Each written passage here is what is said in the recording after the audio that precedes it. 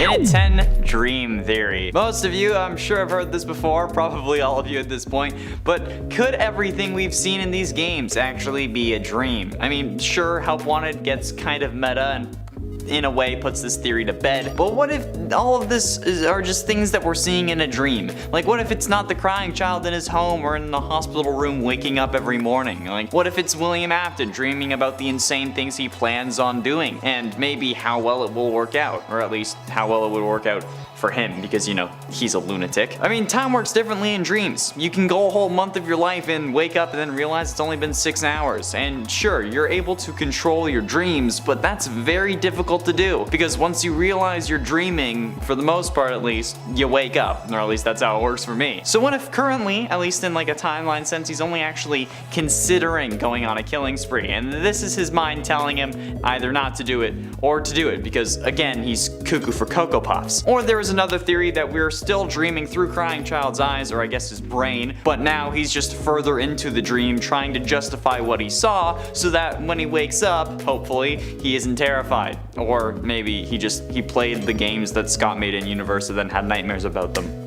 And at 9, the Cult of Afton. A theory I saw from Matt and I'm sure all of you as well. And Help Wanted's Curse of Dreadbarrow DLC. And kind of, I guess, what is the end of the DLC? You're tasked with collecting 4 keys from the corn maze while Grim Foxy chases you around. And if you find all 4, a 5th one will appear. A glitchy one that's kind of brown but also glitching with purple. If you manage to get it, it unlocks a cellar which looks like the barn, except it's not. It just has, it's the prize barn really. But this time, it's all torn up, as if it's been decaying for years, and then there's a bunny mask sitting on the table next to an unlit candle, and then probably like a circle of what is either blood or candle wax. I'm gonna go with blood because yeah. Then you put the mask on and your breathing slows down, you relax, and then the DLC, or I guess this minigame, is complete. Then when you head back to the prize counter, the mask is there again and you can put it on if you choose to, but if you do this while holding the glitch trap plushie you get from beating the main game, you start seemingly having a conversation with someone, but you can't really hear the other person, you just hear yourself.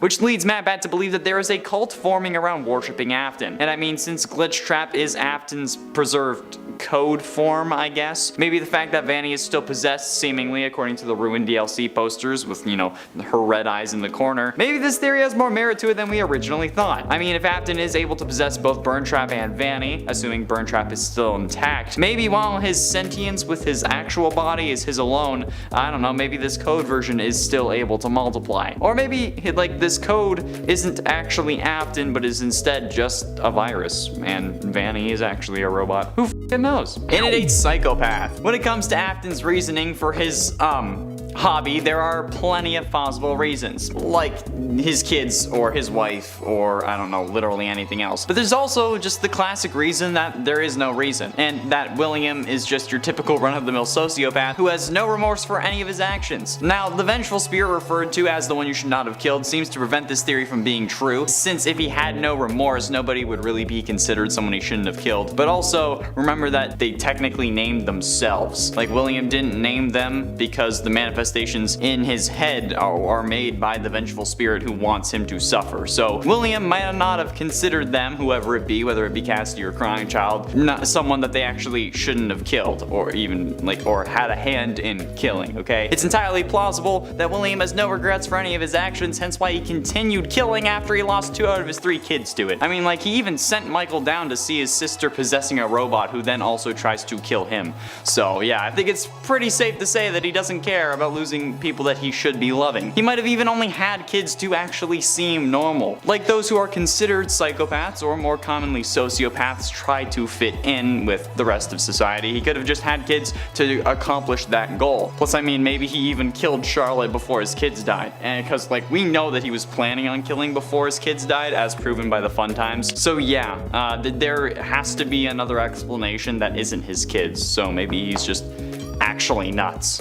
And it's 1 year later. With the DLC not releasing until 2023, the question remains of when in the timeline the DLC will take place. Yes, it will take place after the true ending for Security Breach, obviously, but how long after is the actual question. See, with the state of the animatronics, it seems like it could be later on, and like with the release date being 2 years after the release of the original game, it means that it could be linear in a timeline sense, so maybe it would also take place 2-ish years after the ending, or maybe just 1 year, depending on how you look at it. I don't know. But then that would also bring on the question of why Gregory is trapped if it's a year or two later.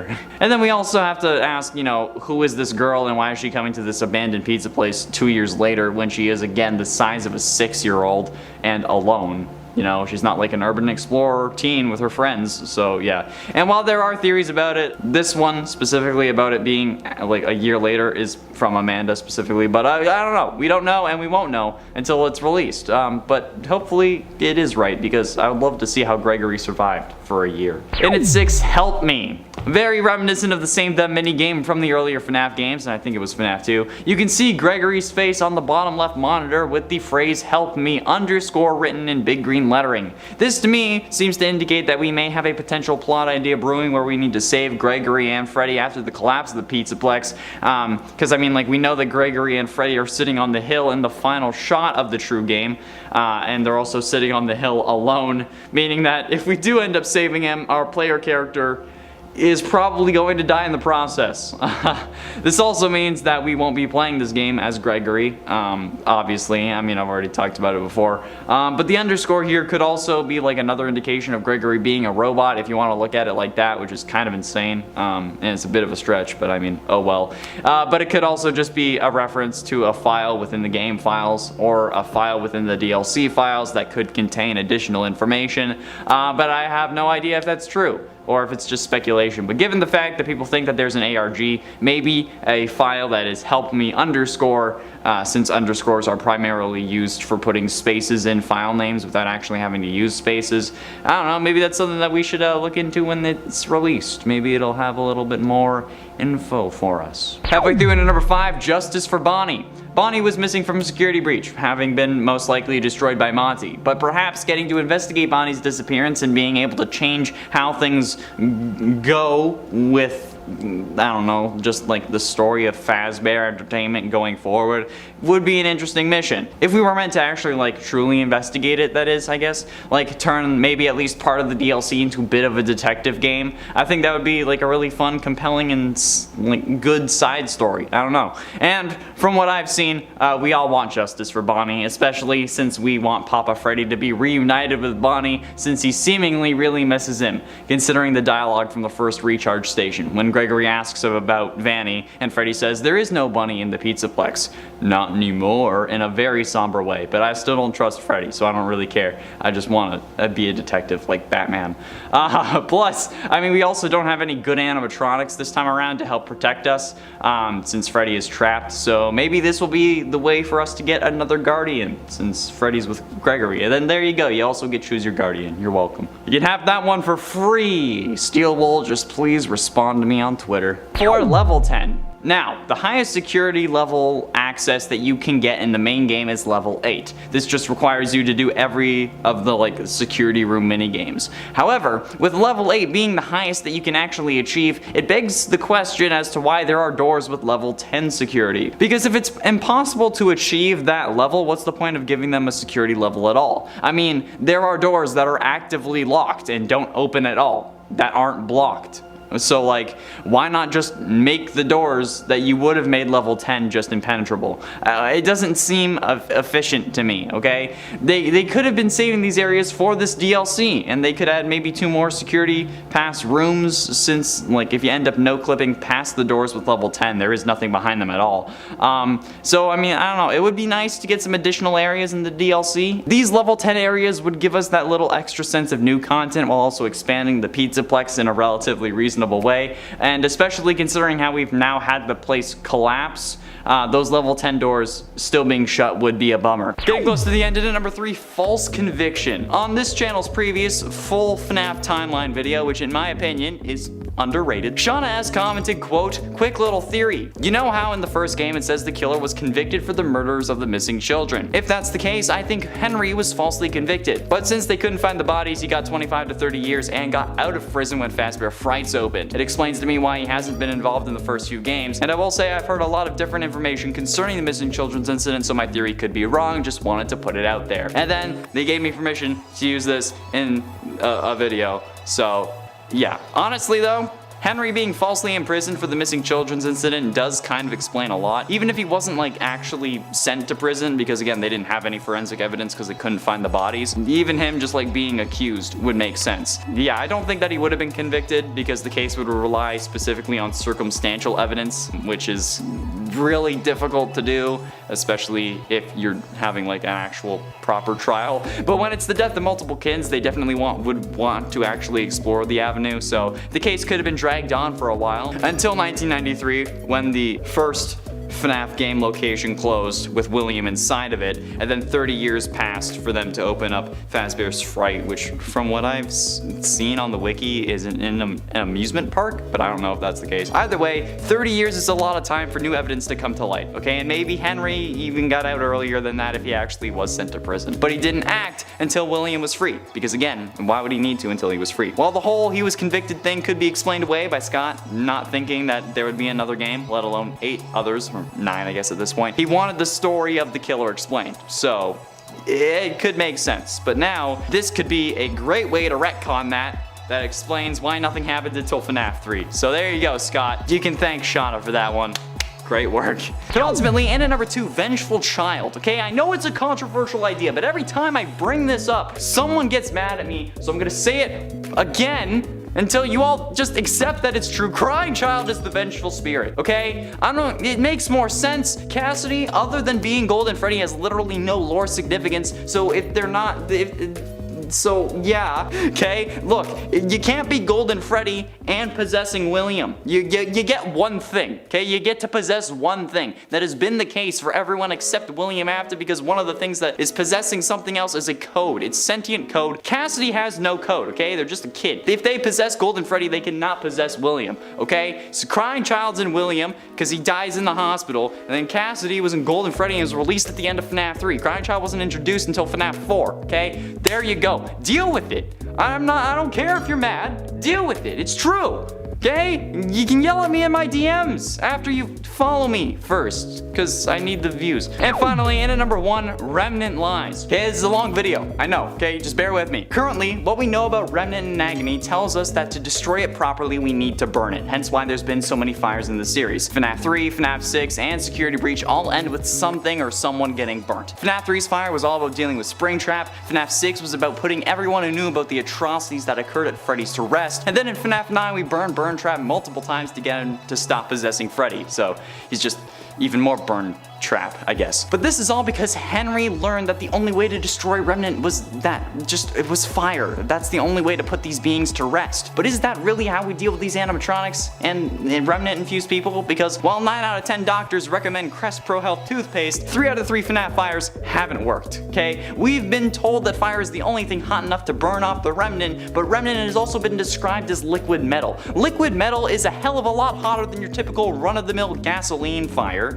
okay? So it doesn't burn away if it can melt. That's not how science works, okay? I have extensive knowledge on fires, okay? Trust me. In essence, every single animatronic that was supposed to be set free by a cleansing fire hasn't. The only time we've seen souls actually be put to rest is in FNAF 3's Happiest Day minigame, which involved no fire and just putting souls to rest because you gave them what they want. Which leads me to believe that we were given false information. Dr. Talbert wouldn't really lie to us, right? I mean, he's researching to see so this little girl can, he can see her again, right? Well, this is where the theory blows your mind, okay? I know it's long-winded, but I don't think Dr. Talbert is a real person. Or rather, I don't think that Dr. Talbert is truly his full name, or I guess his real name. Let's think about it, alright? Who else do we know with an endless flow of Remnant from an undisclosed source and a close personal friend that's working as his opposite? Yeah, that's right, William Afton, who made up the Remnant needs to burn line so that he couldn't be killed when Henry tried. In at 10, FNAF ARG. This was brought up in an older, or kind of like a recent but not the most recent MatPat FNAF theory, and people were starting to suggest that actually an ARG would be involved in the DLC. The basic idea being that the FNAF Fazbear Frights books were originally going to have an ARG that Scott ended up cutting out for whatever reason, and then released as part of the Felix the Shark book as the extra couple stories.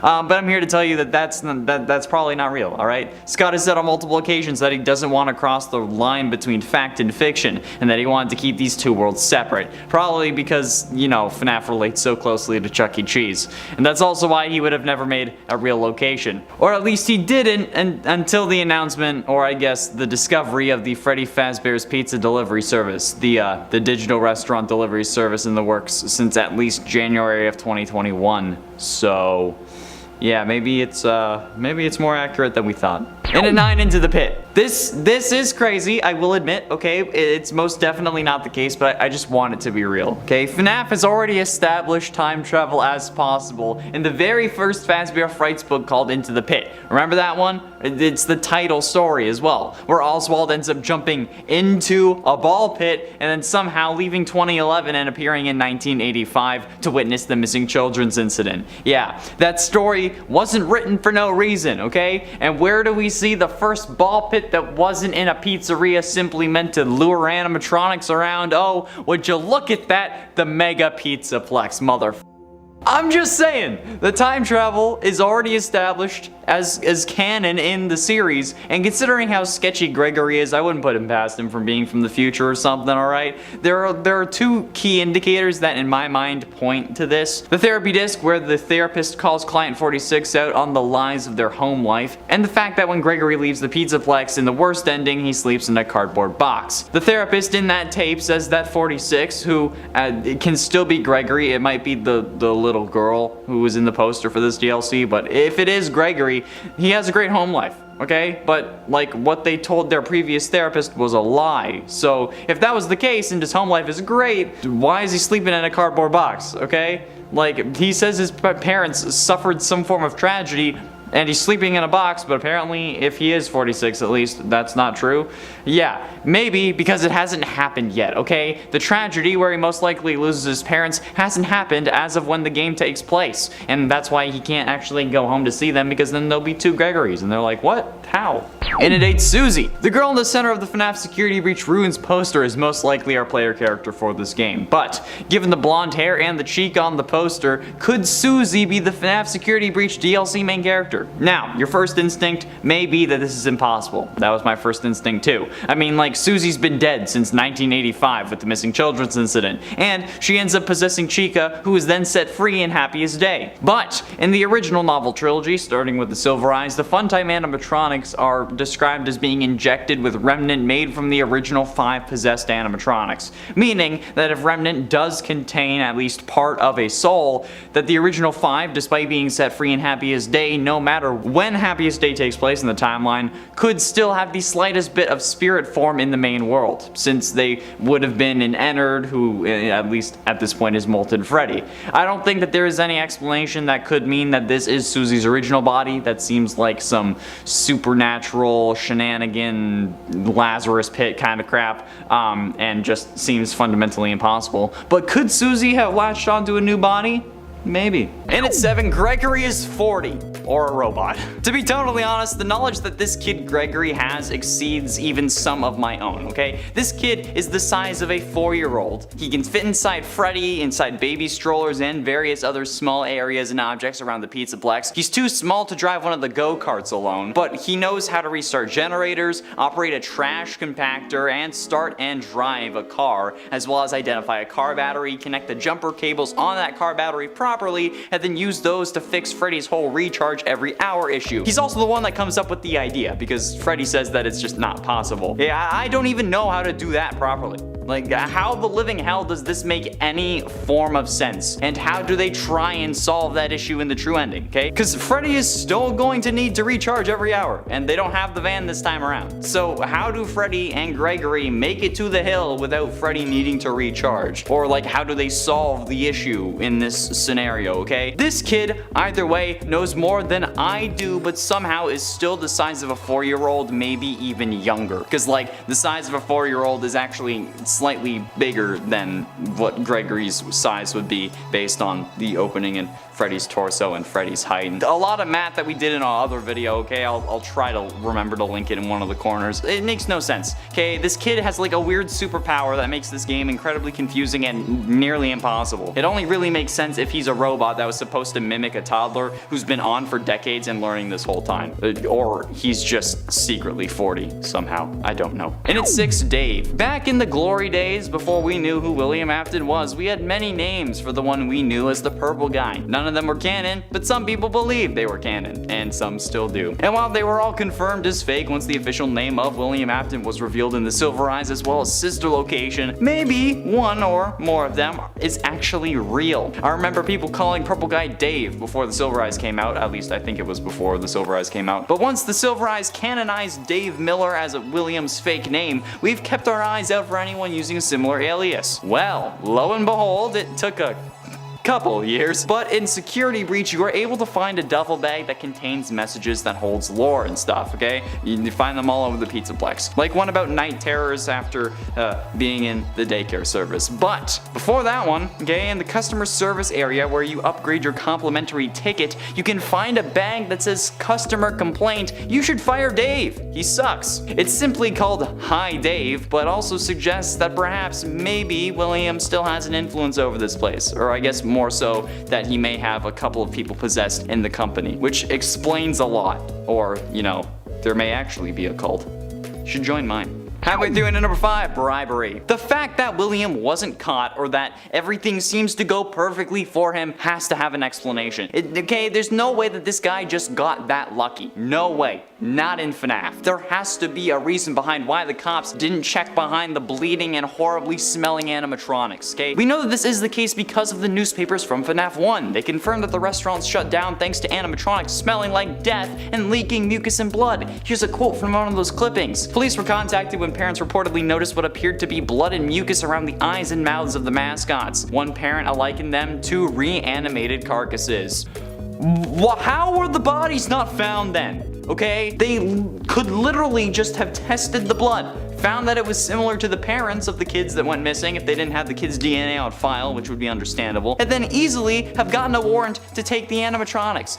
But they didn't, and the bodies were never found, and Afton got released. How the living hell is that possible? The only way that I can see it being possible is bribery. William had to be bribing these people. It's impossible otherwise, okay? Unless they're just stupid, which is plausible, but like, that's like police fundamentals, okay? If there is what appears to be blood at somewhere that is a crime scene or a suspected crime scene, you test it. Come on. At least if it's fake, you'll know. And at 4, limb transplant. William Afton is a tricky fiend. He somehow, no matter what, always seems to get his way with whatever scheme he's cracked up just because he's that lucky. Or just that kind of person. I don't know, maybe he has an infinity gauntlet or something. I don't fucking know. But if he does, it would explain a lot, since in every game after the introduction of Springtrap where we see William Afton, he has a new design. And it's not a design that could easily be explained by just like the suit decaying or being torn. No, Springtrap to Scraptrap, like what? His head seemingly doubles in size. And then Scraptrap to Burntrap, it went back to normal, okay? Like what? The whole time, however, it also remained to be William Afton as proven in Ultimate Custom Night. So like, what's the deal here, Scott? How did this happen? The best explanation that we have currently is artistic license. Like Scott just ran with the idea that he thought he was gonna make Springtrap scarier, since a load of people were upset originally when Springtrap came out and he didn't want that repeating itself. But then in the process he also confused the hell out of us, so then maybe in Security Breach he went back to something closer to the original design and then just like swapped missing limbs out for Glamrock animatronic parts because, you know, continuity or something, although FNAF doesn't really care about continuity. But again, the whole artistic license thing also explains the other design discrepancies, specifically Scraptrap, because that's just, that is shameful. Getting close to the end into number 3, prisoner. Now, time to get into some theories about our little blondie in the middle, right? Who is she? I don't know. I doubt that it's Susie, like I've mentioned earlier. But I've mentioned in previous videos how she looks an awful lot like the middle silhouette of the 9 children who have gone missing due to Vanny on the newspaper, and I still stand by that point, okay? I think they look similar. So the most realistic answer that I have is that it's one of the missing children who aren't actually dead, and that they were instead trapped in the building somewhere, much like how Vanny in the first trailer for the game says that she has Gregory's friends here with her. So clearly Gregory must have known the kids that have gone missing, which actually would explain why he came to the pizza place in the first place. It doesn't really explain how he never mentions them throughout the whole game, but who knows, okay? Either way, it's a very real possibility that this blonde girl is just a missing kid who, thanks to the collapse, managed to escape containment, like an SCP gone wild. But ultimately, in at number 2, No More Freddy. It is also possible that Freddy is destroyed, or that he just won't be in this DLC at all thanks to the statue we see on the poster. This poster could be an indication of what happened to Freddy after the pizza plexus collapse. I mean, like, it did destroy Chica pretty well, right? So, like, wouldn't it have destroyed Freddy too? Like, yes, he ends up on the hill with Gregory, but, like, I mean, it could be a dream, right? Or maybe it's like a heaven. Maybe they're both dead. That scene could be several years after the actual ending to the game. We could have just seen the end of the FNAF series with that shot, okay? We can't be certain. Or at the very least, the game could be just omitting Freddy, and he won't make an appearance because they couldn't get the voice actor or something, for whatever reason, hence why his statue is destroyed, okay? The thing is in pieces. Have you seen the poster? But why is it? We don't know. There isn't much rubble around it. The escalator walls are less damaged than this statue, so I don't know why the statue would be so destroyed if nothing around it actually seems broken, but you know, I don't know. And finally, in at number 1, Elizabeth Afton. I've mentioned before how both these kids, Gregory and this girl, look like Afton kids. Gregory is very clearly meant to be at least an allegory for Crying Child, okay? Stripes on the shirt, the age, the relationship with Freddy, it's right there in our faces, okay? Whether you believe he's a robot or not doesn't matter. He's at least meant to represent Crying Child. And now, look at this girl. While she may be in mostly black and white, she is very clearly blonde, okay? She has pigtails like Baby does, and we all know who Elizabeth was possessing. Yeah, Baby. She's also wearing a skirt exactly like Elizabeth was wearing at the time she ended up getting caught in Sister Location. And I mean, like, if Crying Child's 2 stripes are enough for a comparison, then I think that this is more than enough. The outfit is basically the same. And then, look at her shoes. The lights are the only thing that has color on them on this character, which is very clearly meant to draw our attention to it, and then those lights are purple and red. Purple representing Afton, obviously, and red could be Vanny. Maybe it's supposed to be Vanny's eyes, but Baby is absolutely covered in red, okay, from her clothes to her hair. Red is all over that animatronic. Plus, if this girl's in black and white, maybe she's just a ghost. Maybe she's not actually real. Maybe it's just Elizabeth's spirit coming after her brother. And unless Michael somehow had a kid of his own and then the state decided to give it to them, both of which are unlikely since it would have been Henry's company after that, or even if it didn't go to Henry 100%, Michael still didn't have any kids. The state would definitely be the ones who would own the franchise and would sell it to the highest bidder without a second thought, because let's be honest, literally any state would do that despite the amount of kids who have died in these restaurants. Also, fun fact, at the time he dies, Michael Afton is like 50 years old.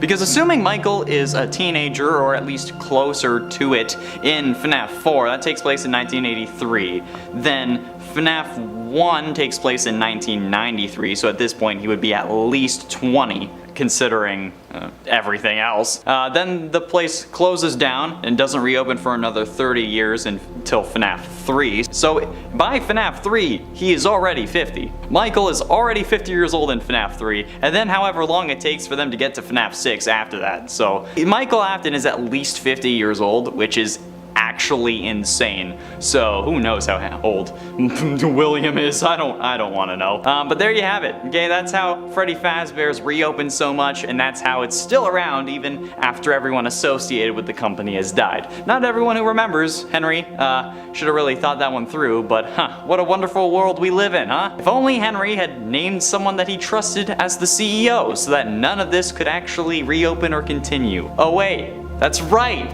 You burned the one person who also wanted all of this to end and never happen again. All because you assumed that he wanted to die so that nobody would remember. Hey bozo! The parents of the victims remember, and a load of other people do too. It was kind of a big issue in your universe. So, Henry will forever and always be the dumbest character in FNAF history, and you can't change my mind on that, okay? Because no matter what stupid things William has done, at the very least he got away with it. He got the outcome he wanted. Henry's just dumb. Given that the other 2 humans on the screen, Vanny and Gregory, are also connected to the Aftons, we can guess that this is the case with the blonde girl as well. However, I don't think that the girl herself is Elizabeth. Here's the wow moment, alright? I think that this girl is possessed by Elizabeth. Yeah, I know, right? Hear me out. I know I said that that's not possible with Susie, but that's because we freed her, alright? There are 7 faces on the Blob, the secret antagonist of Security Breach. 4 of them have lit red eyes, and 2 of them don't. The 4 that do are Naked Endo, FNAF 1 Bonnie, FNAF 1 Chica, and Mangle, all of which are somehow present in some form or another in the Pizzaplex. Mangle is Roxy, Bonnie was Bonnie, Chica was Chica, and we fight multiple Endos on multiple occasions. The 2 that aren't present, however, don't have their eyes lit up, Baby and the Puppet. But we know that fire doesn't do anything to Remnant, clearly. I mean, AFTON has burned, what, 3 times now, and none have stuck? And in another video, we determined that the spirits can only be freed when they get their unfinished business resolved, like the missing children in Happiest Day. Baby also doesn't seem too happy about burning in FNAF 6. She in fact says that she wants to make her daddy proud, and dying to fire would really do the opposite considering how many he's survived. So, much like we suspect Michael could have, Elizabeth could have swapped bodies as well, into one of the missing children that Vanny took. Hell, that could have been why Vanny took them in the first place. AFTON wanted his daughter to have a vessel, hence why this one looks so much like Elizabeth's original body. This also explains why there is red on her shoes, because it's meant to represent the glowing red eyes that would be in the animatronic head. Remember, it's damn hard to kill an AFTON for good, and in the books, Baby is really the one orchestrating everything, at least when it comes to the AFTON amalgamation. Especially since this girl is facing away, her eyes could also be green, and I have a feeling that throughout the game we will see her eyes either flip-flop or start off blue and become green or something like that. Or, what I think would be the coolest way to do this would be having her eyes green normally, like if we see it in like a camera or something, but be blue in a mirror. So, here's how I think the story went. After the FNAF 6 fire, William gets a hold of Vanny in order to get his body back. He creates, through the company, a new location on top of the old one to hide his deeds, and then he sets himself free. In the process, though, he notices that his daughter's spirit is also stuck. Since this is the first time they've been together since he put her in the basement of sister location, he decides to help her out, and causes Vanny to start abducting kids who look like his in an effort to rebuild his former family. Given that his youngest son is either still possessing him or now loose to the elements as well, the blonde girl is then kidnapped and Elizabeth finds her suitable host, so she's possessed. And now she follows Vanessa around in an effort to keep an eye on her and remind her that AFTON is always watching. She starts manipulating her through encoded chats and messages, and hacks the FNAF AR animatronics to cause them to malfunction, and gets Vanessa promoted to security guard to keep an even closer eye on her. As a part of her observations, she starts therapy just like Vanessa does, and despite her telling the truth about her family history, it doesn't line up with the girl that she's possessed. Hence the one therapist calling out Client 46 for it, and her explanation about what happened to her family seeming to lack emotion, since after all she watched it happen as Baby instead of experiencing it as an actual child. After the collapse, she is either brought back by AFTON requesting help with himself, or possibly also to help secure the vessel for Crying Child, who escaped along with a Michael possessed Glamrock Freddy. To me, this seems like a game about reuniting with lost brothers, lost hope, but most of all, reuniting a family.